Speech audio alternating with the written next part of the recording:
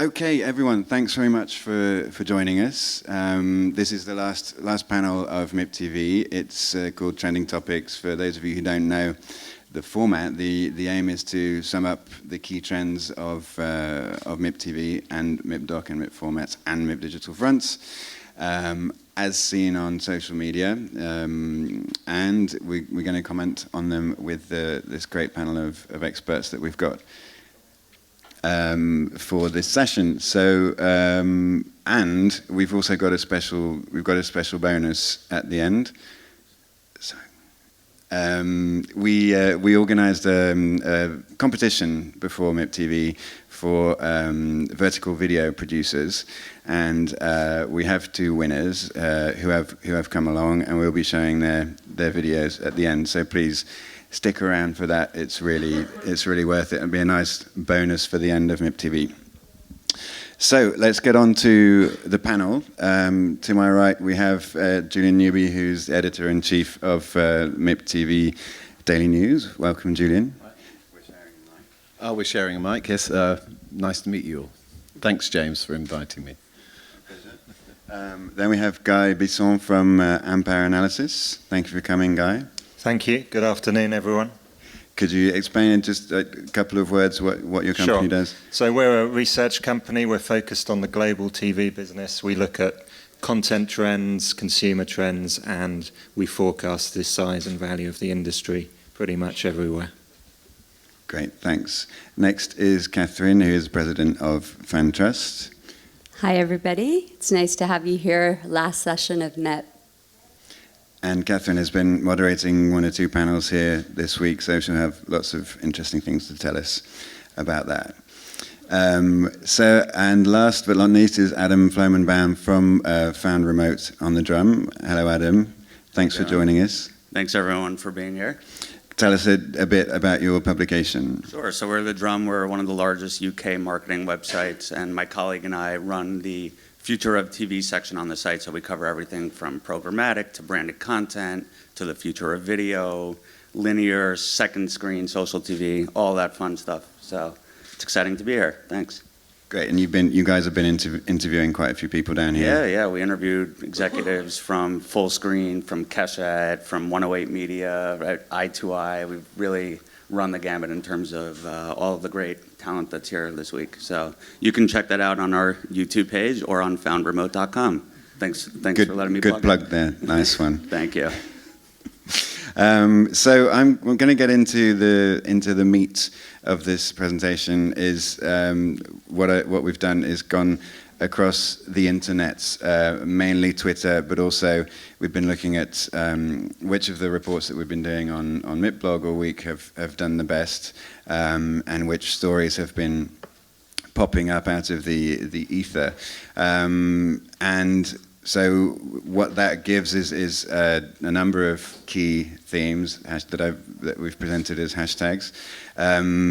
This is basically the overview of what sort of all the social conversations that have been going on about MIPTV this week. Obviously, I wouldn't pay much attention to HTTPS because that's just for just a URL. But the others, obviously, you can already see some quite clear trends. Like every MIPTV from now on, for the past 3 years, the MIP digital fronts really account for a great share of the buzz. You can see all those names at the top. Michel Fan, Andy Highcount, they're all big YouTubers. They've been making some huge waves on the internet this week, which we're always very happy about. You've also got Harlan Coben up there. You've got Roots, and then a few of the actors from Roots, which was MIPTV's world premiere screening. That's again the star effect, which is making all these themes, these keywords stand out on social media. So the first trend that one of the biggest hashtags of social conversations around this MIPTV has been MDF, which is a hashtag for MIP digital fronts. There are loads of different ways it's been popping up. It's been the third biggest hashtag of the market, and the reports we've been doing on MIPblog have been just getting shared all over the place. Two things that have really stood out is the massive social impact of stars like Michel Fan. The biggest tweet of the market that we did from the MIP account was Michel Fan on the red carpet. It was a Vine. She retweeted it, and it got hundreds and hundreds and hundreds of shares and likes just from one tweet. I think it's difficult to. I can't think of many traditional TV personalities who can have that sort of impact on social media, because social media is just so much part of their DNA. And then the other thing that you may have noticed is that Vice announced yesterday that that they would be opening their channel Viceland in France with Canal+. So that was a great example of traditional TV and the new media companies coming together. Could be an interesting trend to follow. Catherine, what do you think of the Endemol are into digital now? Canal+ are getting into it. Do you think that they really mean it now? Well, I guess we're seeing two things happen. We're seeing the digital companies do broadcast deals, and then we're seeing the traditional media companies, the premium content producers, getting into digital originals. And I think I'd like to think everyone's very serious about crossing the aisle, and it's so important because we'll all be here perhaps in 5 years, and these distinctions won't exist anymore. Okay, fingers crossed. There was also Studio Plus, which is another example. Again, it's Canal+. They launched the Studio Plus is their app which includes video content, which is made specifically for the app, both vertical and horizontal content. But you have to have the app to watch it. That's another good, interesting trend of the old and new worlds coming together.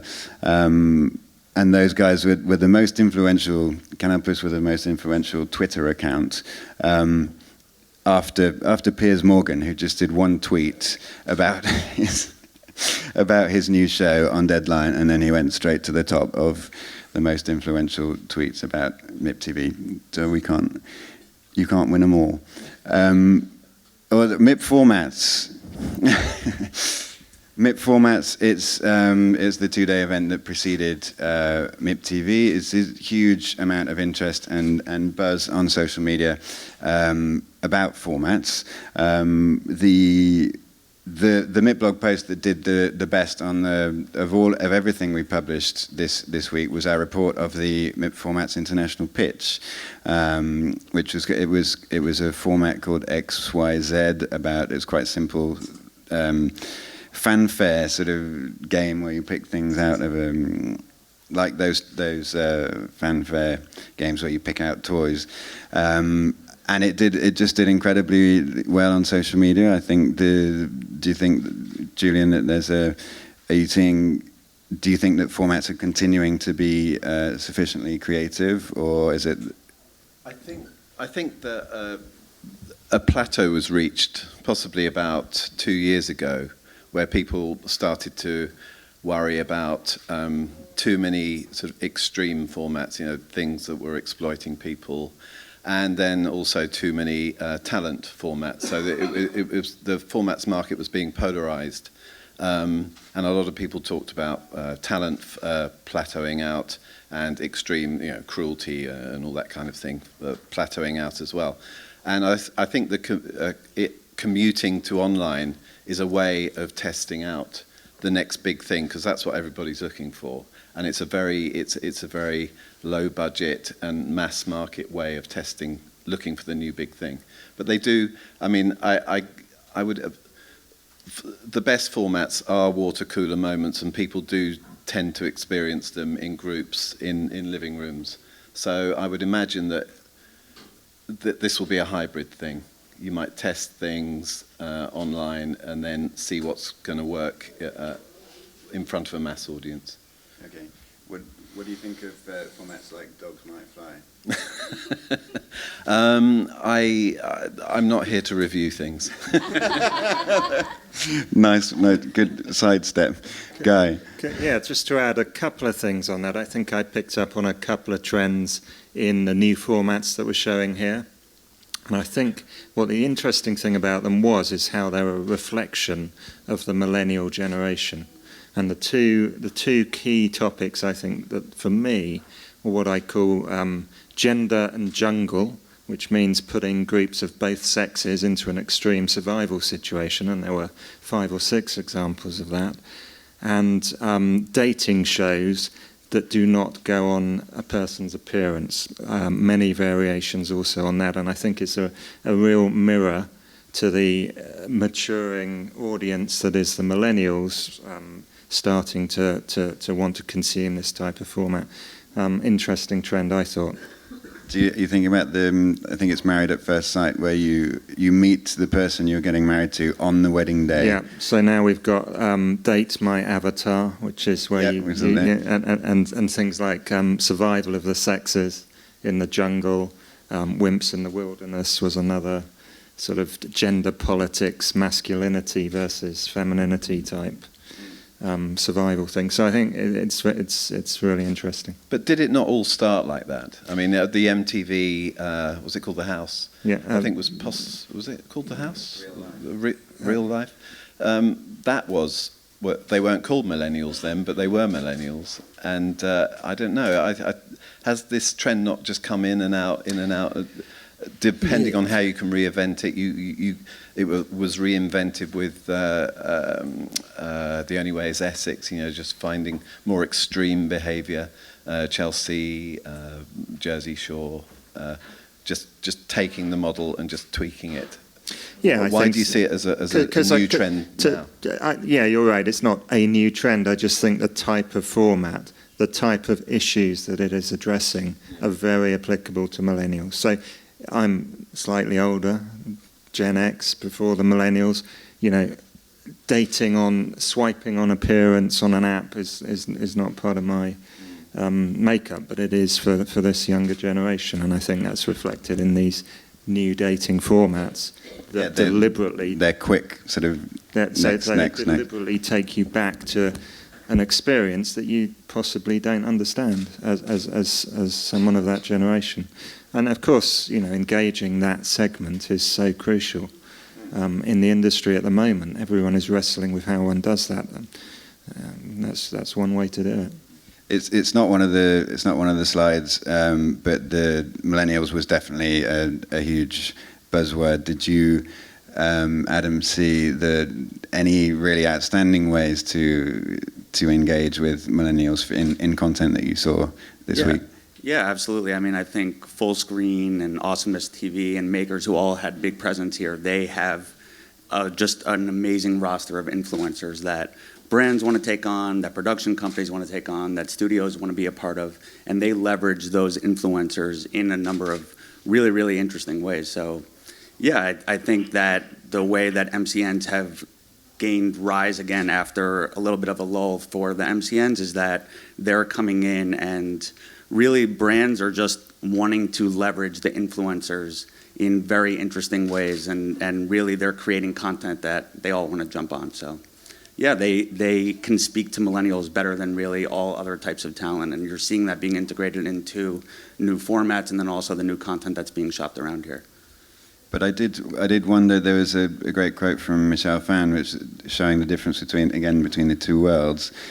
She said that, and a lot of the YouTubers here were saying the great thing about what we do is that we can do what we want, and we don't have to get it validated by 5 different people. And Michelle Phan said specifically that she doesn't think a lot of the TV networks have that mindset yet. What do you think, Catherine?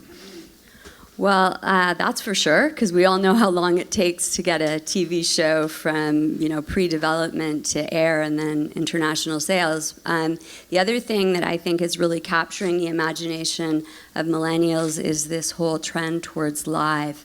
One of the panels that I moderated included Twitter, which owns Periscope, and it turns out that 110 years worth of content are consumed live every day just on Periscope.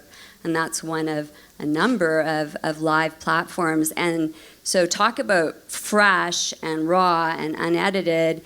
These young celebrities and talent are just throwing themselves up there and not feeling like anything has to be done, let alone hair and makeup. That's what Stephen Lambert from Studio Lambert was saying, that the next big format will be something to do with live, that everyone is scrabbling to find the next new live format. So maybe that's something to look out for next time. Factual. This stood out for us because I don't know if any of you saw the Morgan Spurlock's really fascinating keynote at MIPDoc.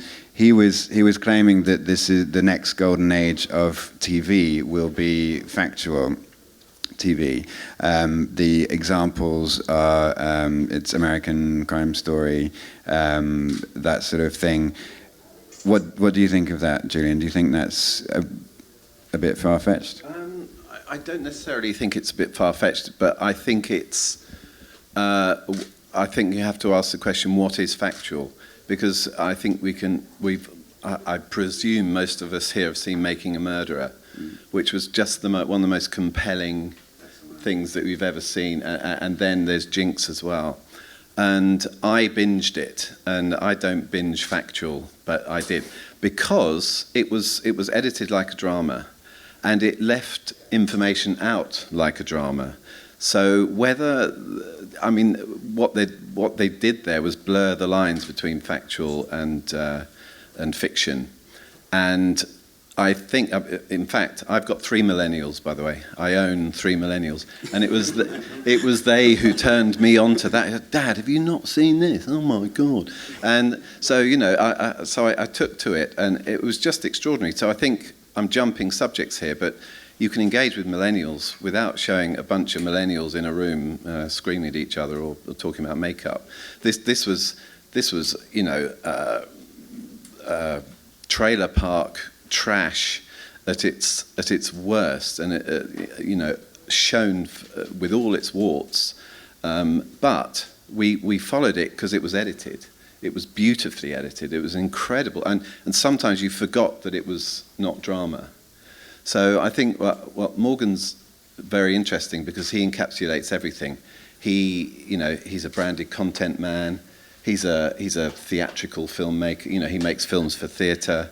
And he works with brands. He's a 360 guy. So if he's saying factual is the next golden age, I'm not sure, because if you then talk about the sort of things that AMPERE makes, these are really, really high, mega budget things, and they involve a lot of regulation. They involve a lot of filming difficulties. Everybody loves them. They watch them. They're absolute flagship productions. But are people going to be making 100 of those? 100 hours of that, a season? I'm not sure. I think that factual is blurring with formats. It's blurring with fiction, and you may see. On a commissioning level, you have to. I'm a factual commissioner, so I have to commission factual. But I think in terms of people's perception of what they're watching, they may not. There may be more blurred lines between the genres. Okay. Did that make sense, or did I ramble? No, you didn't ramble, but you made me think of that it works the other way around, because the producers of Roots were saying, as long as we get the history right, we can be as entertaining as we like. Exactly. Yeah. And also the OJ. The People versus O.J. Simpson, there's a very blurred line between that and Making a Murderer. They're both dealing with the same kind of things, and they're both using the same editing techniques. It's just that one's more scripted. Okay. Thanks for that, Julian. So I just mentioned Roots already. There was a huge buzz about that, notably because the producer who starred in the previous version was very active on Twitter, and we got, as you'd expect, because we had all the stars here, we got some great buzz about that. Fiction. So what we're moving on to now is I've asked each of our panel members to come along with the trend that they thought stood out the most. So these they also happened to be buzzing quite a lot on social media. Fiction we were talking about it since Sunday because we had the first ever MIP drama screenings, which was a closed door event for buyers, but it's still in one of the top 10 most viewed posts of MIP blog. Fresh TV Fiction was a huge hit as usual. And then this is something I'd like to talk about with the whole panel. The news story that was buzzing today is that Netflix has beaten Channel 4 to secure the next season of Black Mirror.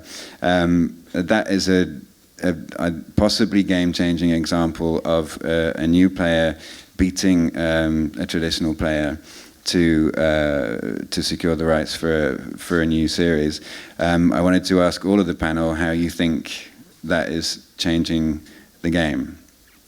Maybe I'd start with Julian because it's your topic.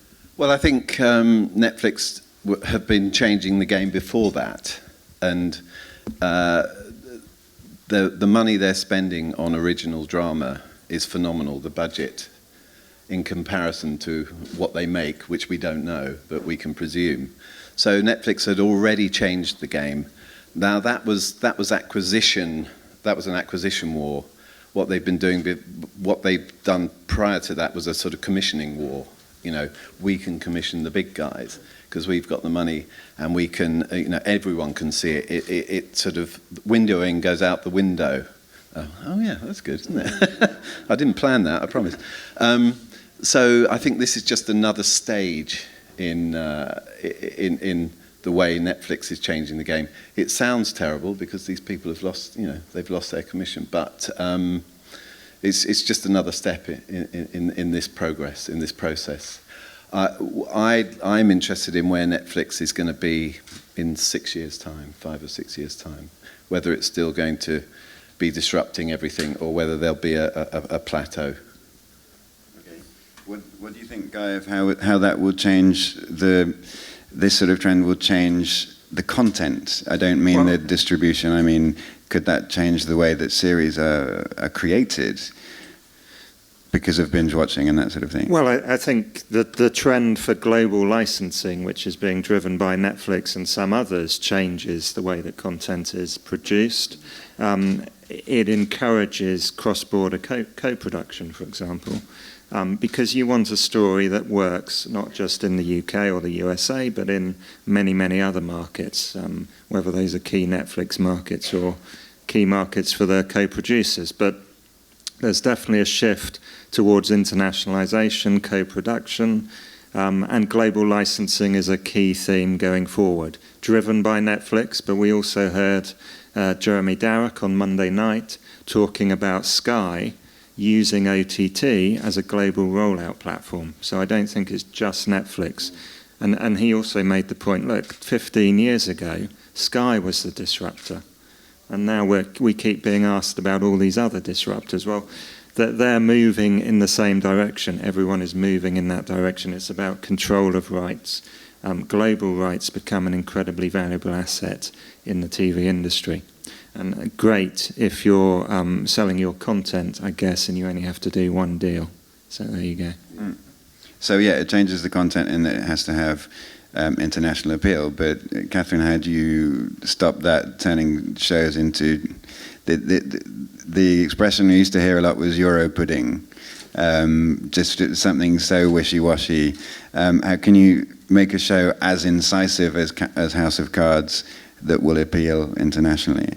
Right. Well, actually, what this made me think of, this Netflix deal, made me think of all the other platforms that are getting into the licensing game. So this week we also saw Twitter make an announcement about streaming and the NBA. And we also heard that Coca-Cola now looks at eSports and platforms like Twitch as more valuable than the Super Bowl and perhaps ESPN. So we're going to see a lot of new kinds of platform licensing, commissioning, not just from Netflix. And then these platforms, many of them are not geo-blocked at all. So that becomes very interesting as well for audiences. We won't have to VPN things anymore when we travel to MIP. None of us do that sort of thing anyway. How do you see this trend changing content in particular and creativity? Yeah, I think everyone's trying to replicate the Netflix model, and they've been pretty successful at it, like Hulu, right? Netflix started by licensing great content that people wanted to watch, great movies, and then they started getting into the original content game, and their movie libraries actually kind of dropped off a little bit. Same thing with Hulu. They started just by being a licensor. Now they have great original content like casual, and it's all data-driven. They're able to see what content people are liking from the licensed content that they have, and they use that to inform the content that they're creating. So, yeah, as Catherine just mentioned with Twitter and the NFL deal, that was a data-driven thing because Twitter is really banking on their resonance with sports fans, and now they know that they can sell around the NFL deal. And that's why I also think that Facebook stands really the most to gain from getting into the original content space. They, as a platform, have the most deterministic data about every single person on their platform, and they can create content around what they know about the people. So it's really, the content is being driven by data, and that's Netflix pioneered that. Facebook has the ability to take that one step further. Yeah, but it's not. Sorry, guys, it's not all. It doesn't always work, does it? I think you have Marco Polo, which was a Netflix series. We never get the ratings, but it just made zero impact. So it doesn't work every time. Yeah, and Netflix is fortunately now in a position where that they're okay with that probably. But if House of Cards flopped originally, that they might have been a year or two away from being able to recover from that. Fortunately for them, it took off, and then everything took off from there. So yeah, there will be some flops, but Facebook is, I don't know, worth $300 billion. The market share is only rising. They can afford to get into the space and try new things. I just wanted to make one quick point because I think it's really interesting. Paid for television is no longer driven by movies and sport. That was all it was about 10 years ago. And now, because of all these changes, the emergence of new platforms, new business models, paid for television is driven by fiction, it's driven by drama, and it's driven, hopefully, by factual. I was going to come in on that point, but what do you feel, therefore? You rightly mentioned Sky as the first disruptor, and then Netflix comes along and does something different. If you look at what Sky's doing now, I mean, they are spending a lot of money on original drama, and they're commissioning things like Fortitude and I think the Five they commissioned. But the headlines about the Premiership deal a year ago, I mean, that is billions, and that's something that they have to do to maintain their position, and it's something that you're not going to see Netflix doing for quite some time. So I think it's a dual thing there. I think you're absolutely right about headline dramas being the brand protector, but how does one explain a company spending billions on the Premiership? Yeah, I mean, that particular sport, it's the crown jewels. But Sky has been backing away from a number of sports, and they've let BT take some of them away quite happily, I think. So I do think there is a shift. Premier League is an exception, and it's a real one of a kind. We're going to come back to other sports in a minute, but we're going to come on to your trend now, Guy, which is VR. We had a whole afternoon of sessions here yesterday on the theme. The question that I have still got is should we believe the hype? Is this really a game changer for TV? Yeah. So I've got two words to summarise VR and where we are today, and that is excitement and questions. And the question, of course, is it going to be another 3D? Is it going to flop and disappear? It has similar issues. It has a headset requirement. It's a new format. It requires investment in new capture technology, new playout, etc., etc. So all of these questions have yet to be addressed. What was very clear from this market, though, is that it's not actually about the technology at the end of the day, it's about the content. And how do you encourage that content development? What sort of content will work well? We've seen people like Discovery, Fox Sports make moves into this area. But you're in a whole new environment because normally you have the screen as your guide of where to look. And in a VR environment, how do you create a toolkit of techniques to guide the viewer through the environment? Great for gaming because you want to be looking all around, but for television, entertainment, how do you guide the viewer in that environment, and how do you tell a story in that environment? And that's the big question, because the content has to come or there will be no market. That's exactly it. How do you tell the story when you don't even know where the audience is in relation to the actors? Exactly. Could I just say something there? I think one thing that's really important there is that 4 or 5 years ago, everyone was talking about everything, crunching down to the small screen. Everyone's watching things on their phones and on their PCs and their tablets.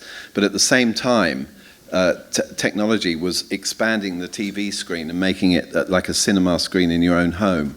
And both those phenomena have reintroduced the water cooler moment into viewing. So people can do it with their phones. They can say, look at that cat falling off a wall. And equally, they've got a huge screen and they all gather around it and binge on something like Breaking Bad and talk about it together and then talk about it with their friends the next day. Where virtual reality, pretty much what you were saying, where virtual reality, where the question is where's the water cooler moment with that? Because you can't quite go, ooh, look at this. I mean, it's a physical. I have an idea where it will be, and we're a long way from being there yet, but it's combining live with virtual reality. So to your point about live, imagine how powerful that would be as an experience. Yeah. If you could, you mentioned sort of jumping out of a plane or that sort of thing. And reference to a very old movie, Minority Report. If you haven't seen it, go and see it, or go and digitally download it. Yeah. Or how about news events like the Arab Spring, if you could really put yourself there and have more empathy for, say, what's going on with all of the immigration issues that we're having globally, and reporters could actually have us all in the moment, in the space. It would be very powerful indeed. Absolutely, but that's the sports and news. It's not really storytelling, is it? How do you tell a compelling story when you can look around everywhere in it? Yeah, I think we were just talking about it before. I think factual is really, they stand the most to gain from VR. The experience of actually being in these historic moments and being able to look around and experience it for yourself is really a tremendous opportunity. I also think travel is really going to be a tremendous opportunity for VR, where we're going to talk about brands a little bit later on, but a company like Turkish Airlines, which was here on a panel, I mean, to be able to take people to these experiences, maybe send influencers out into the wild and go on Turkish Airlines routes and actually take people in this perspective. I don't think VR is ever going to replace the experience itself, but it's going to give people a taste of it. It's going to create these FOMO moments that influencers can create, and then people are going to want to actually experience these things for themselves. So I think there's really a lot of excitement around factual, the potentials there for travel and factual and things like that. But yeah, when you have Samsung and Facebook producing the hardware for it, they're also creating the studios too, like Samsung is doing a lot of work. Discovery's jumping onto it in a very big way with Discovery VR, and brands are really excited about it. So I'm with you, James. I'm a little 50-50. Is this something that's really going to take off? I'm not sure, but there does seem to be a lot more excitement for VR from brands, from networks, from producers, from creators, much more than there was for 3D. Okay. I am a bit worried about time, so we're going to get on to the next topic, which is eSports. Catherine, you moderated a panel about this theme. Firstly, what is it? And secondly, why is it important for the TV industry?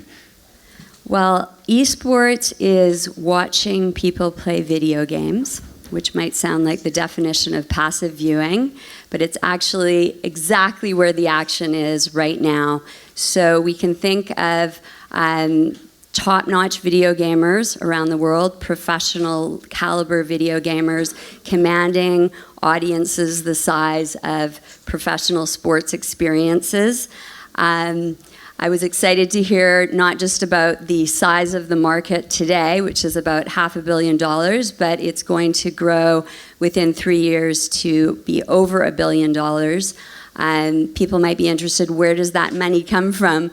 Well, not 1 cent of it comes from selling the video game. So this is everything around the video game. It's the merchandise, it's the ticket sales for the eSports tournaments, gambling, and sponsorship as well. Sponsorship, exactly. And then one of the other surprises from the panel was the demographic for esports. So it turns out that the fastest growing demographic is females 25 plus.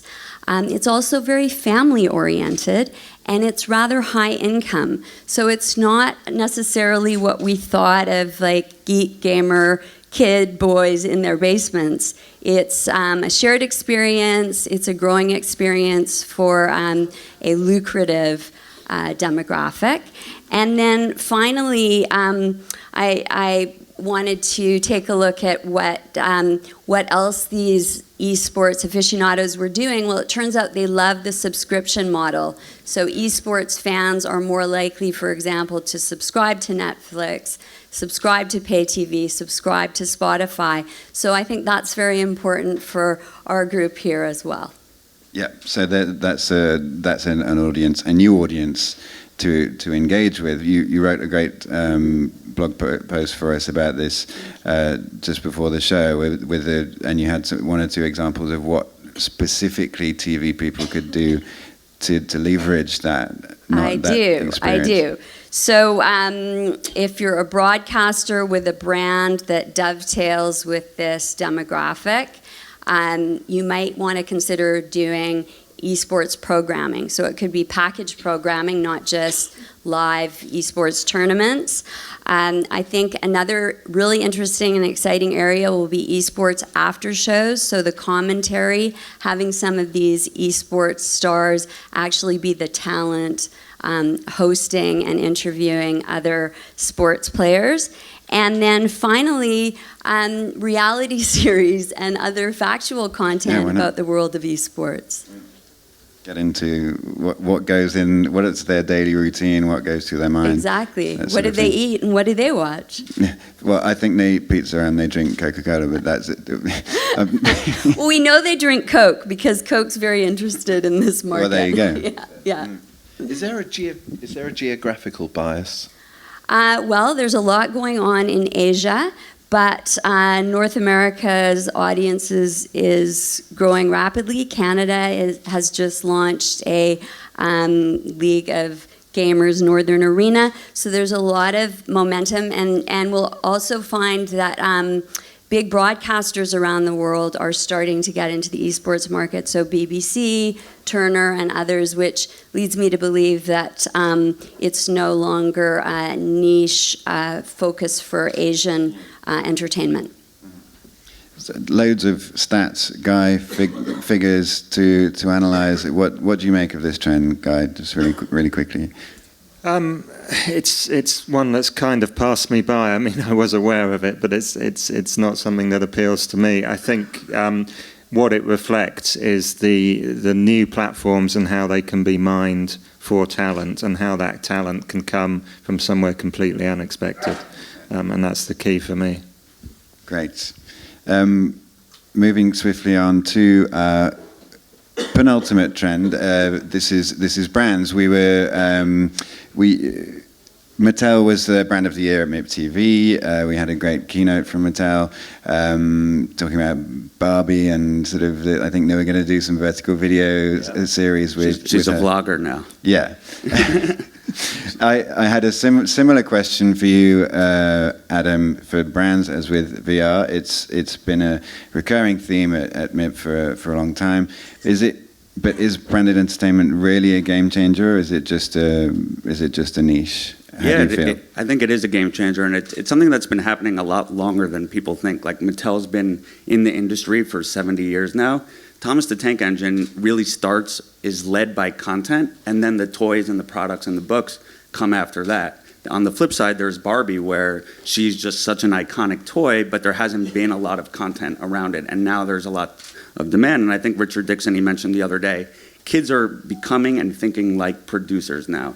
They expect more from their toys, so they're not going to pick up a Barbie doll and just play with that. What's the evolution of Barbie? And branded content is really the way to do it. There's more of an opportunity with this type of branded content and brands getting into the content space with kids more than ever, because kids are going to grow up not really understanding that this is content versus branded content versus native advertising, content marketing, all those other buzzwords. They're just going to see it as content. And the brands like Mattel really have the opportunity to exploit that, and not exploit it, but really take advantage of that. But Thomas the Tank, for example, it's really done well in the US, hasn't taken off as much in other markets, and I think one of the announcements this week was that they're going to reformat Thomas the Tank and his friends for all of these other markets. So one of the things I was talking about with Natan, the other colleague here, is like, yeah, branded content's great, brands are great getting into the space, but where's the ROI? And they're always going to be measured on ROI. I think examples like Thomas the Tank, where they're creating all of these new series and formats globally, is just an example of how the toy sales can follow, they can grow exponentially from there. But yeah, we saw examples from Mondelez. They have amazing branded content, things like the Sour Patch House, which is just a house that they put in Brooklyn. They let musicians come, create new songs, all these artists taking advantage of it. The only branding there is just the Sour Patch House, and all the content that's created there is really authentic. And yeah, I really think moving forward that as long as people are creating authentic content and they're creating content that resonates and provides value, no one's going to really care that it's a brand. So just lastly on that point, Vice is doing a lot with Samsung and Unilever. And actually for Viceland, 50% of their revenues, they're going to try to cut out the 30-second spot, and they're going to make native advertising. And they're going to be able to do it they're going to combine factual with the brand. I don't think there's really a downside to that. I don't think consumers are going to care as much as people are talking about it and people caring. And Spurlock from Super Size Me, one of the things he was talking about was working with Haagen-Dazs, who came to him and says, please create a piece that just talks about artisans.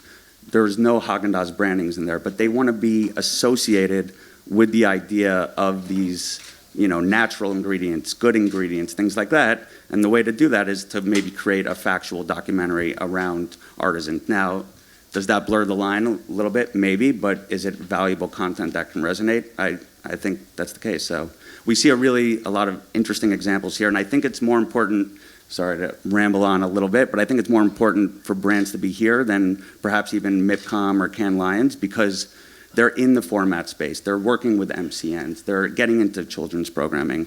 And the fact that brand presence isn't as large, or it's not resonating as much, I think that's going to change.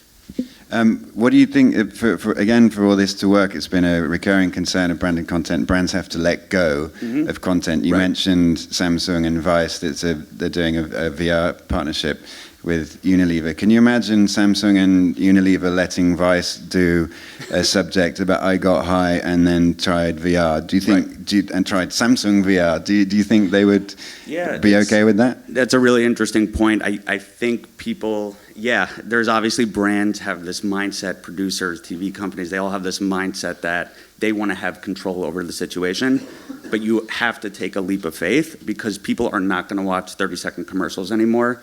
They have to be integrated in really interesting ways. And actually the Turkish Airlines panelist, I forgot his name at the time, he says he prefers working with MCNs and influencers over these high production shops, just because they're more fun and authentic and engaging to work with. And maybe something doesn't work, so maybe it could be cut, but it seems to be superseding the risk, or I guess the safety of working with a higher production company, because it's done authentically, and you need authenticity with brands at this point. And think of two extremes. Haagen-Dazs is a perfect one, and he explained that to me. He said they didn't touch it. They were nowhere to be seen. He could do what he wanted. Right. But at the other end of the scale, Red Bull. I mean, that's a brand that will never let go of any of their content, and yet that is branded content, to the extreme. but they are 100% in control. Right, but so there's a there price is a to pay. spectrum, isn't there? Right. There's a price to pay and a spectrum. Right. But Red Bull are actually buying content which doesn't have their brand in it at all. So that's quite a radical step. Yeah. So we're nearly running out of time, I'm afraid. I wanted to move on to our last trend, which is a cunning transition to the last part of this session. I mentioned vertical video before. It is a big trend. If anything, the reaction we got to our competition was great. We got over 60 submissions. The interview we published the other day with the winners of our competition, who are here today, was the second most shared post of all the coverage we did down here on MIPblog. So it is a really it's a topic that's creating a lot of discussion, I think, possibly because we're so used to horizontal. One of the first reactions we got when we launched the competition was someone tweeted, "Vertical video is the devil's work." We disagreed and we stuck to our guns, and I think the results of the competition prove we were right, because we got some great submissions. Had 2 winners, which we're going to show you now. Just great examples of alternative formats of content which can be just as beautiful as in the conventional horizontal format. So without further ado, I want to show. We have 2 winners. The first one I want to show you won the jury's prize. It's by Jean-Charles Granjon, and it's called Impact. Could we see it, please?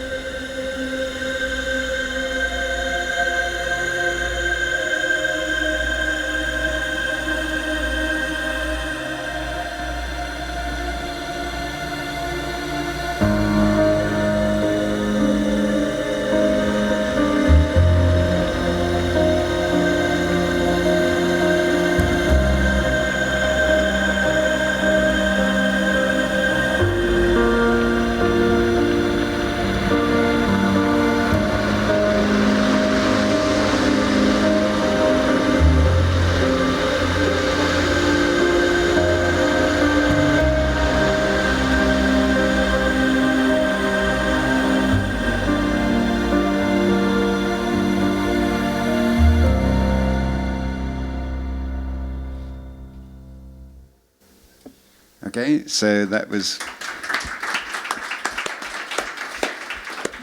the jury's prize, and then we also had a public vote online. Everyone could vote for their favorite video, and that was won by Julien Aubert for Slow Moscow, which is a project shot for Snapchat, which is vertical, obviously, around a documentary for French channel France 4. So can we see the second video, please?